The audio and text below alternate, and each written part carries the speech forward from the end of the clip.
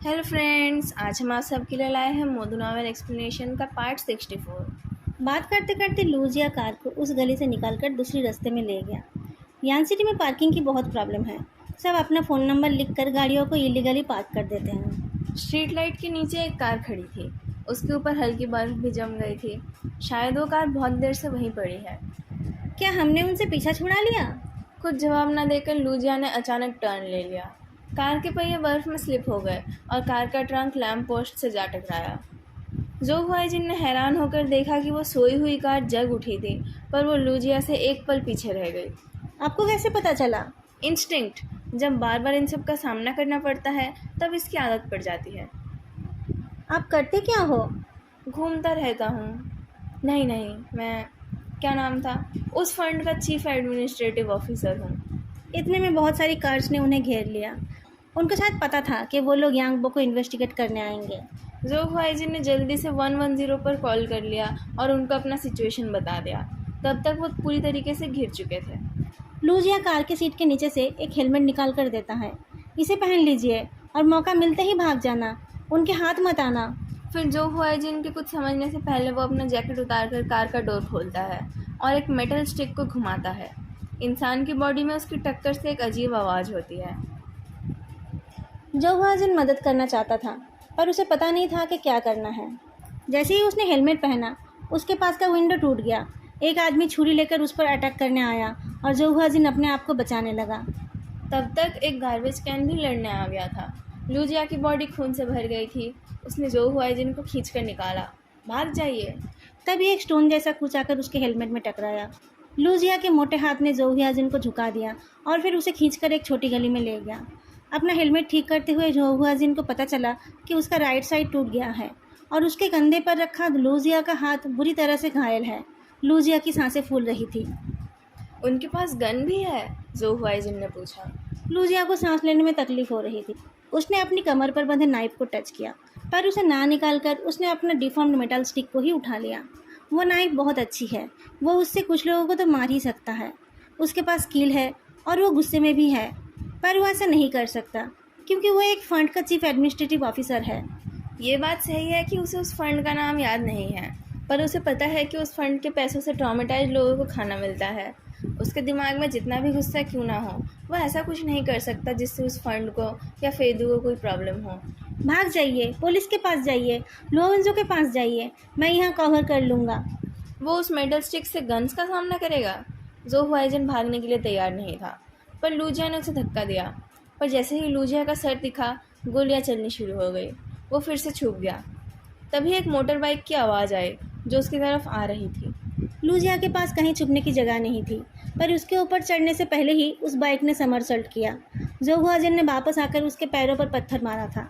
उसने कहा, मुझे जो पता था मैंने वो सब फेदू को बता दिया है। मैं मर भी जाऊँ तो इन्वेस्टिगेशन नहीं रुकेगी। मैं मर जाऊँगा तो मेरी मौत का इन्वेस्टिगेशन भी तो होगा। मुझे किस बात का डर? और भी बाइक आने लगी तो उसने फिर से पत्थर फेंके, पर वो टारगेट पर नहीं लगे। लूजिया तो उसे होटल में रहने के लिए ही बोल रहा था। उसकी बात ना मानकर उसने अपने साथ साथ एक और इंसान की जान को खतरे में डाल दिया है। वो अभी तक हुआइसिन को इंसाफ भी नहीं दिला पाया। उसने सोचा, क्या तुम ऊपर से सब कुछ देख रहे हो? क्या तुम अपने यूजलेस बड़े भाई को थोड़ा लक उधर दे सकते हो? तभी दूर से पुलिस की सायरन सुनाई दी। वह आवाज़ उनकी तरफ ही आ रही थी। जो हुआइसिन अपने बड़े भाई के दिल में बसा है, उसने उसकी प्रेयर सुन ली। पुलिस कार तो आ गई, पर वो लोग स्पॉट तक नहीं पहुंच पा रहे थे। उनके पहुंचते पहुंचते वो लोग सारे इंजर्ड लोगों को लेकर भाग गए। अगर लूजिया इतना मजबूत नहीं होता और पुलिस को आने में थोड़ा ज़्यादा टाइम लग जाता, तो आज तो ये दोनों नहीं बचते। जो हुआइसिन लूजिया को पकड़कर नहीं रख पा रहा था। वो दोनों बैठ गए। थोड़ी देर में लोवन से दौड़ कर आया। मुझे लगा था कि ये आप हो, नहीं तो पुलिस आते आते हमारी डेड बॉडी ठंडी हो जाती, लूजिया ने कहा। फेदू के फ़ोन में आपका एग्जैक्ट लोकेशन दिखा रहा है। आप बातें बंद करके हॉस्पिटल जाओ। बॉस, जो पड़े हैं सब मर गए हैं, लेंगचियाओ ने कहा। इनको ले जाकर इनका फिंगरप्रिंट और डीएनए सैंपल ले लो, कहते हुए लोवेंजो ने लूजिया की तरफ देखा। लेजिटिमेट सेल्फ डिफेंस, मैंने नाइफ तक नहीं उठाया, लूजिया ने मुस्कुरा कर कहा। मुझे डर था कि आप अकेले आओगे, पर मुझे नहीं पता था कि आपके जैसे बिग हीरो जो स्नीक अटैक कर सकते हैं वो टीम लेकर भी आते होंगे। प्रेसिडेंट फे ट्रैवल में है तो आप सस्पेंड नहीं हुए? सस्पेंडेड तो हूँ, पर मेरे बंदे तो मेरे ही बंदे हैं, है ना बच्चों? लोवेंजो ज़ो हुआइजिन को उठाते हुए बोलता है। जो ड्यूटी पर थे और जो नहीं थे, लोवेंजो के ऑर्डर से सब आ गए थे। तावरान नहीं आ पाया, पर वो वॉकी टॉकी में था। उसके साथ साथ बाकी सब अपनी लॉयल्टी की बातें करने लगे। लोवेंजो ने सिटी ब्यूरो की तरफ से सारे सब ब्यूरो को ये खबर देने के लिए कहा कि कुछ आर्म्ड रॉबर्स खुले में घूम रहे हैं। उसने लैंग चाओ और जियाओ हायांग को उसके साथ हॉस्पिटल चलने के लिए कहा, क्योंकि दोबारा अटैक हो सकता है। फेदू को ये सब नहीं पता। वो उस टाइम इन्वेस्टिगेटर्स को बता रहा था कि आने से पहले उसे पता चला कि उसके डैड सैनिटोरियम से गायब हो गए हैं। इन्वेस्टिगेटर फेदू को अच्छे से देखते हैं। वो यंग, गुड लुकिंग और टेस्टफुल है। उसके कपड़े, परफ्यूम सब कुछ महंगे हैं, पर वो अभी भी स्टूडेंट है। आपको उनकी फिक्र नहीं हो रही है? फिक्र किस लिए? फे चेंगू किडनैप हो गया होगा। फेदू हल्के से मुस्कुराता है।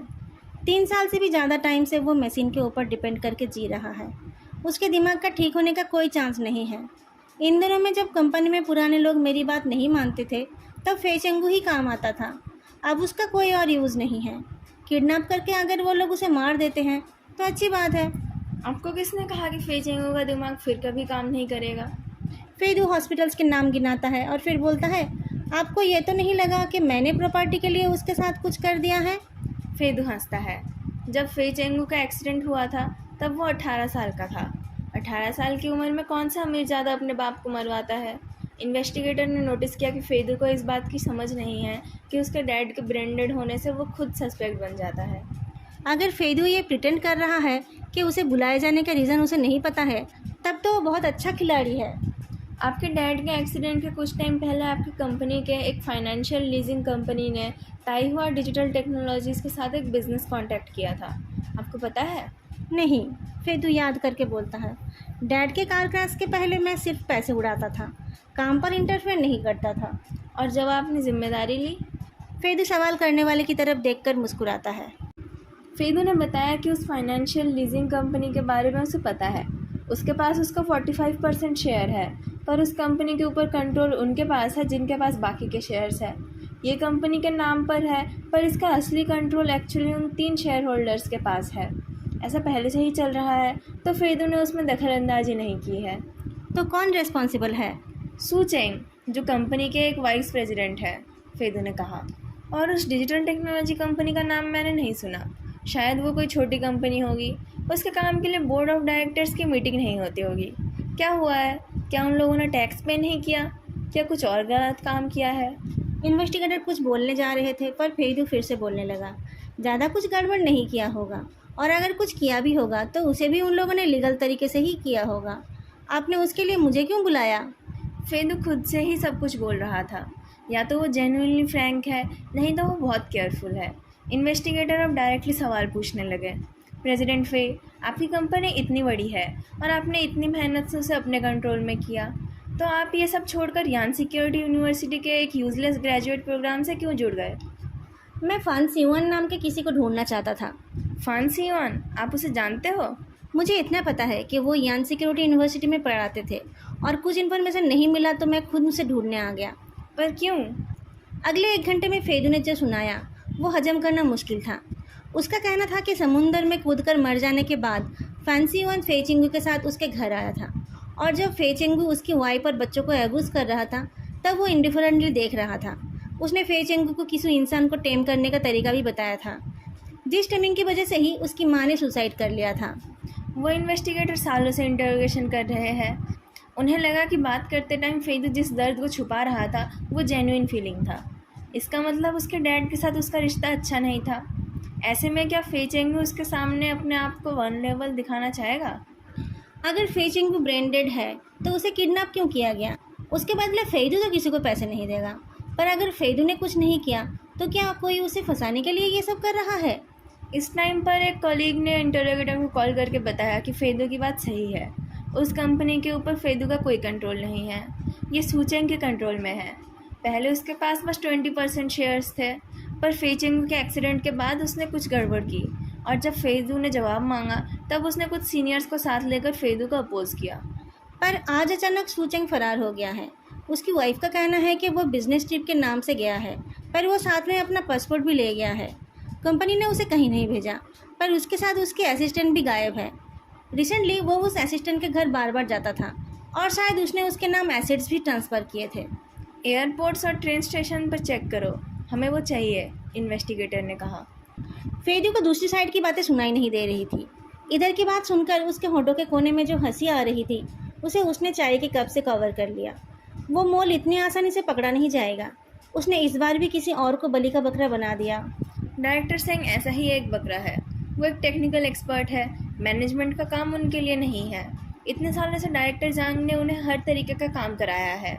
ये इसलिए नहीं कि वो उनको ऑलराउंडर बनाना चाहते थे, बल्कि इसलिए क्योंकि वो उन्हें हमेशा कंफ्यूज रखना चाहते थे।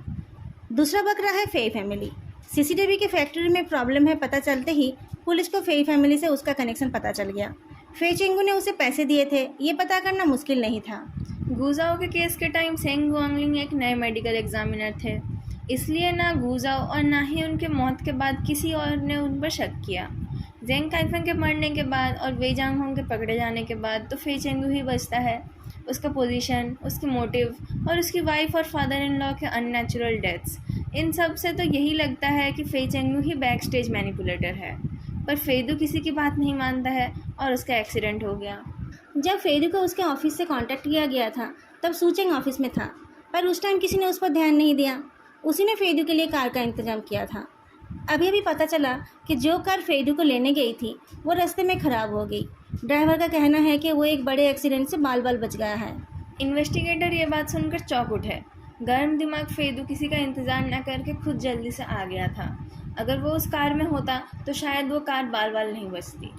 इन्वेस्टिगेटर फेदू की तरफ देखता है। वो इस टाइम अपनी नाक सिकुड़कर पुलिस की दी हुई चाय पी रहा है। उसे पता नहीं है कि उसने क्या अवॉइड किया है। सूचेंग की वाइफ से सवाल करो, उसने एक मिस्ट्रेस रखी थी और उसकी वाइफ को पता ही नहीं था। मैं नहीं मानता। फेदू को आगे की बातें सुनाई नहीं दी। एक स्टाफ मेंबर उसे पोलाइटली रेस्ट करने के लिए ले गया। वो फिलहाल अंडर रेस्ट्रिक्शन है, पर उसके साथ अच्छा बर्ताव किया जा रहा है। फेदू ने उस स्टाफ मेंबर को कहा, मुझे टाइम पास करने के लिए कुछ मिलेगा? कोई नॉवेल, कोई ऑफलाइन गेम मशीन, कुछ भी? इन इन्वेस्टिगेटर के पास फिलहाल उसके लिए कोई टाइम नहीं होगा। उनको जल्दी पता चल जाएगा कि सूचेंग की वाइफ ने एक प्राइवेट इन्वेस्टिगेटर हायर किया था जिसने सूचेंग के एक्स्ट्रामैरिटल अफेयर्स के एविडेंस के तौर पर फ़ोटोग्राफ्स कलेक्ट किया है और उसके रिसेंट मूवमेंट्स का भी रिकॉर्ड रखा है। जो कोई भी सूचेंग के कांटेक्ट में आया है सबको इन्वेस्टिगेट किया जाएगा। जब उसने फे चेंगू के चमचों को कंपनी से हटाया था तब उसने बस इस सूचेंग का कुछ नहीं किया था। थोड़े से लॉस को इग्नोर करके फेदू ने उसे आज के दिन के लिए ही बचा रखा था। फे चेंगू ने जिस मॉन्स्टर को पाला था वो फेदू के पास भी आना चाहता था। फेदू ने सूचेंग को उनके लिए चारा बना कर रखा था। जब उन लोगों ने सूचेंग के पास किसी को प्लांट किया तब से ही फेदू जानता था कि उन लोगों ने चारा निकाल लिया है, पर वो लोग इतने एरोगेंट हैं कि उनको लगा कि वो सब कुछ कंट्रोल कर सकते हैं। लूजिया और लुओवेंजो के होते वो लोग ज़ो हुआइजिन के साथ कुछ नहीं कर पाएंगे। अब जब फे चेंगू गायब हो गया है और सूचेंग का कवर उतर गया है तब वो लोग क्या करेंगे? अगर उन लोगों ने सूचेंग की ठीक से सफाई नहीं की तो किसी को जल्दी फरार होना पड़ेगा। इंसान बहुत अजीब होते हैं। फिजिकल ट्रेनिंग को ही देख लीजिए। हाई इंटेंसिटी एनारोबिक एक्सरसाइज को अगर लॉन्ग पीरियड के लो एनर्जी कंज्यूमिंग वॉकिंग के साथ कंबाइन किया जाए तो वो मॉडरेट इंटेंसिटी के जॉगिंग से अच्छा रिजल्ट देता है। दिमाग का ट्रेनिंग भी वैसा ही है। हमेशा डांट और मार खाकर इस औरत को उसकी आदत पड़ जाएगी और बाद में रेबेल भी कर सकती है। उससे अच्छा होगा कि आप उसके लिए कुछ रूल सेट कर दो। जब वो ठीक से रूल फॉलो करेगी तब आप उसे रिवॉर्ड देना, और जब रूल तोड़ेगी तब उसे सबसे खतरनाक पनिशमेंट देना। अभी जो आपने किया वो ठीक था, उसे एक झटके से तोड़ देना ही परफेक्ट है। मिनी रिकॉर्डर को पॉज करके इन्वेस्टिगेटर ने अपने सामने बैठे इंसान की तरफ देखा। पानी उनतेंग को पिछले कुछ दिनों से इंटरोगेट किया जा रहा था, पर वो कुछ बोल नहीं रहे थे। वो जैसे किसी डेज में रहते थे, पर ये रिकॉर्डिंग सुनते सुनते वो उस डेज से निकल आए। उनके चेहरे पर डिसबिलीव साफ दिखाई दे रही थी। उन्होंने ऐसा कहा, फंसीवन के शब्द है ये। फेदू ने टेस्टिमनी में साइन किया है। आप देखना चाहते हो? फेदू और पानी उनतेंग बिल्कुल अपोजिट बिहेवियर के हैं। एक के पास हर सवाल का जवाब था और दूसरे ने सिर्फ ये मान लिया था कि प्रोजेक्ट का नाम उसी ने दिया था। इसके आगे उसने एक शब्द नहीं कहा था। आपको पता था कि फंसीवन जिंदा है और उसी वजह से आपने प्रोजेक्ट का नाम सेकंड पिक्चर एल्बम रखा। आपने ही एनोनिमसली वांग होंगलियांग और फ्लावर मार्केट साबुरो के नाम रिपोर्ट किया था। आपके रिपोर्ट के लास्ट के आधे हिस्से में आपने फॉर्मर डायरेक्टर जनरल के नाम भी कंप्लेन किया था। आपने उन पर नेग्लिजेंस और इंटेंशनल हार्बरिंग का भी आरोप लगाया था। आपने ये भी कहा था कि क्राइम रेट इतना कम होना भी सस्पिशियस है। इन सब बातों का कोई बेसिस नहीं था, इसलिए उस पार्ट को हटा दिया गया था। आपको ये मटेरियल कहाँ से मिला था? एज अ सिटीजन मैं एनोनिमसली रिपोर्ट कर सकता हूँ। आप कौन होते हो मुझसे ज़बरदस्ती मेरे सोर्स के बारे में पूछने वाले? आप एनोनिमसली रिपोर्ट कर सकते हो, पर उसका मतलब ये नहीं कि मनगढ़ंत कुछ भी लिख दोगे। आपके पास क्या एविडेंस है? पानी उनतेंग कुछ बोल नहीं पाए। सब आपका गेस है। क्या आपने कभी गेस किया था कि फांसीवान वैसा आदमी था? पानी उनतेंग ने मिनी रिकॉर्डर की तरफ देखा। एक नए स्टूडेंट को अपने पिक्चर एल्बम प्रोजेक्ट में क्यों ज्वाइन कराया था? मैंने उसके पेपर्स पढ़े। उसके पेपर्स पढ़ के आपको लगा था कि उसे फांसीवान ने भेजा? आपको लगा कि उसका और आपका एम सेम है? प्रोफेसर पान, आप इतने लोगों के रोल मॉडल हैं, क्या आपको ऐसे किसी के साथ इन्वॉल्व होना चाहिए? मैंने ऐसा आपने लू गोसेंग का इंटरोगेशन सुना था, इन्वेस्टिगेटर ने कोल्डली कहा। क्या आपने सुना था फेंगमिन के मर्डर में गो आस्क सैतब नाम का कोई था और कोड नेम 113 नाम का कोई? वो लोग ही लू गोसेंग को बाहर लाए थे। डायरेक्टर लू के सवाल से फू जियाओई ने कहा कि उन लोगों ने उस इनोसेंट बच्चे को गोली चढ़ाया था। आपको ये सब नहीं पता? आपका विवेक कहाँ है प्रोफेसर? वांग होंगलियान के खिलाफ जो सबूत था वो फू जियाहुई ने ही दिया था। पानी उनतेंग और चुप नहीं रह पाए। मैं बहुत शॉक्ड हो गया था। उसने कहा कि किसी विक्टिम के भाई ने वो दिया था। मैंने खुद जाकर उस चेंजन से बात की थी। मुझे लगा था कि मुझे इस बारे में कुछ करना चाहिए, पर मैंने फू जियाहुई से पूछा कि डायरेक्टर जांग के पास ना जाकर वो मेरे पास क्यों आई है। मैंने तो बहुत साल पहले सिटी बुरो छोड़ दिया था। तब उसने मुझे लाओ यांग का टेस्टामेंट दिया, जिसे पढ़कर मुझे पता चला कि वो गुजाओ के केस को इन्वेस्टिगेट कर रहा था। उसे उन क्रिमिनल्स के रहने की जगह भी पता चल गई थी, पर वो अकेला कुछ कर नहीं पाता। उस टाइम उसने भी गुजाओ की गलती को ही दोहराया था। उसने जैंग चुंजू पर ट्रस्ट किया था, जो उसे नहीं करना चाहिए था। और कौन हो सकता है? मैंने फू जियाहुई से पूछताछ की तो मुझे पता चला कि फान सियान नहीं मरे थे। आपसे उनकी मुलाकात हुई? कब? लास्ट जुलाई में, शायद जुलाई का लास्ट दिन था। लाओलू की वाइफ घर पर नहीं थी। वो मेरे घर खाना खाने आया था। मेरी वाइफ उसकी दूर की कज़िन है। उसी ने हमें इंट्रोड्यूस कराया था। हम दोनों की फैमिलीज़ का रिश्ता अच्छा था, पर खाना ख़त्म होने से पहले ही उसके पास फू जियाहुई का कॉल आया। उसने कहा कि यांगजिन को किसी चीज़ में मदद चाहिए। वो यहाँ नहीं है, इसलिए लाओलू को बोल रही है। उसके जाने के 5 मिनट में ही मेरा डोरबेल बजने लगा। एक सीरियल किलर जो मर चुका था, वो आपके घर आया और आपने पुलिस को खबर नहीं दी? क्योंकि वो फू जियाहुई के साथ था। वो व्हील चेयर पर बैठा था। वो बहुत बूढ़ा दिख रहा था। मिलते ही उसने कहा, जियाओपान, क्या तुम जानना चाहते हो कि किसने तुम्हारे ब्रदर्स के साथ धोखा किया? क्या करने के लिए कहा उसने? कुछ नहीं, मैंने तो तब तक वो रिपोर्ट भेज दिया था और सेकंड पिक्चर एल्बम प्रोजेक्ट शुरू कर दिया था। वो बस मुझे गुड बाय बोलने आए थे। उन्होंने मुझे सेकंड पिक्चर एल्बम प्रोजेक्ट का ध्यान रखने के लिए कहा और कहा कि सब कुछ जल्दी ख़त्म हो जाएगा। 12 लूनर महीने के 27 तारीख सुबह के 5 भी नहीं बजे थे। फ़ोन की रिंग से जुओ हुआजिन की नींद खुल गई। फिलहाल वो अपनी सेफ्टी के लिए लुओ वेंजो के लिविंग रूम में है। वुंडेड लोगों को और लड़कियों को दोनों रूम दिए गए हैं। बाकी लोग कहीं भी लेट गए हैं और सबकी बॉडी में कैट हेयर लग गया है। लोवेंजो बैल्कनी में बैठकर सिगरेट पी रहा था। उसके सामने का एस्ट्रे ओवरफ्लो हो रहा था। वो फुल ड्रेस में था और अलर्ट था। शायद वो रात को सोया ही नहीं था। टावरन का कॉल रिसीव करके उसे शीनयांग की मौत की खबर मिली। बाकी लोगों की नींद भी टूट गई थी। लुओ वेंजो का एक्सप्रेशन देखकर सब उसके चेहरे की तरफ देख रहे थे। टावरन ने यांगजिन के बारे में पूछा। तभी लूजिया बेडरूम से निकल कर आया। एक आदमी टैक्सी ड्राइवर बनकर प्रेसिडेंट फे को विला ले गया था। हमने उनका पीछा किया तो हमने देखा कि वो लोग यान सिटी से निकलकर एल सिटी गए और बिन्हाई के पास वेस्ट सेकंड स्ट्रैंड नाम की एक काउंटी पर रुके। जियाओ हायंग चश्मा साफ कर रहा था। उसने कहा, मुझे वो जगह पता है। वहाँ एक होलसेल मार्केट है। वहाँ छुपना आसान है। हाँ, उन लोगों ने एक छोटा वेयर हाउस रेंट पर लिया है। हमारे लोगों ने वहाँ एक कार को जाते हुए देखा। लूजिया कुछ फोटोग्राफ्स दिखाता है जिसमें लोवेंजो को यांगजिन दिख गई। बॉस, क्या हम उन्हें पकड़ने जाए? जियाओ ने पूछा। जियाओ, कुछ लोगों को ले लो और एक ट्रक ले लो। स्पेशल पुलिस की भी मदद ले लो। सबको पकड़ कर लाना, पर ध्यान रखना हमें उनके हेड को पकड़ना है। इनको जिंदा लाना ताकि हम इनसे पूछताछ कर सकें। जियाओ उसकी बात समझ गया और कुछ लोगों को लेकर चला गया। जियाओ हायांग को पूछने पर उसने बताया कि यांगबो की माँ का नाम था जो यिंगचुन। वो एच टाउन से है, पर उसके जन्म के बारे में कोई इन्फॉर्मेशन नहीं है। उसके जो रिलेटिव्स हैं वो सारे शादी के बाद के ही है। जो civil policeman household register maintain करते हैं, उनका कहना है कि शायद वो ऑर्फन थी या फिर किसी ने उसे किडनैप करके बेच दिया था। 7 बज रहे थे पर सुबह नहीं हुई थी। लोग छुट्टी मनाने अपने होम टाउन जा रहे थे। एक लोग की पर्सनल सेडान ट्रैफिक जैम में फंसा हुआ था। धीरे धीरे टोल बूथ की तरफ जाते हुए सूचेंग की हथेली पसीना पसीना हो रही थी। ट्रैफिक में फंसे ड्राइवर्स कार से निकलकर समझने की कोशिश कर रहे थे। पता चला कि सबके आईडी और लाइसेंस चेक किए जा रहे हैं। सूचिंग ने वेग और हैट पहन रखा था और अपने चेहरे को भी बदल रखा था। वो बिल्कुल भी पहचानने में नहीं आ रहा था, पर उसके पास फेक आईडी बनाने का टाइम नहीं था। उसे लगा था कि वो आराम से यांग सिटी से निकल जाएगा, पर अब वो इम्पॉसिबल लग रहा है। बचने का अब एक ही तरीका है, इस कार को छोड़कर जाना पड़ेगा। पर वो ज़्यादा दूर चलकर जाने लायक नहीं है। उसने अपनी मिस्ट्रेस को कहा, कोई बात नहीं, ये रेगुलर चेक है। वो लोग बस ट्रक्स को और पैसेंजर गाड़ियों को चेक करेंगे, डोंट वरी। वह औरत उसकी तरफ देखती है। बुढ़ा देखने में तो अगली था ही, पर अब पता चला कि उसमें दिमाग भी कम है। सिटी के अंदर आने के लिए सिक्योरिटी चेक होता है, बाहर जाने के लिए चेकिंग नॉर्मल बात नहीं है। वो औरत उसे कार से निकलने के लिए बोलती है, पर सामने की जगह खाली होते ही सूचेंग ने कार चला दी।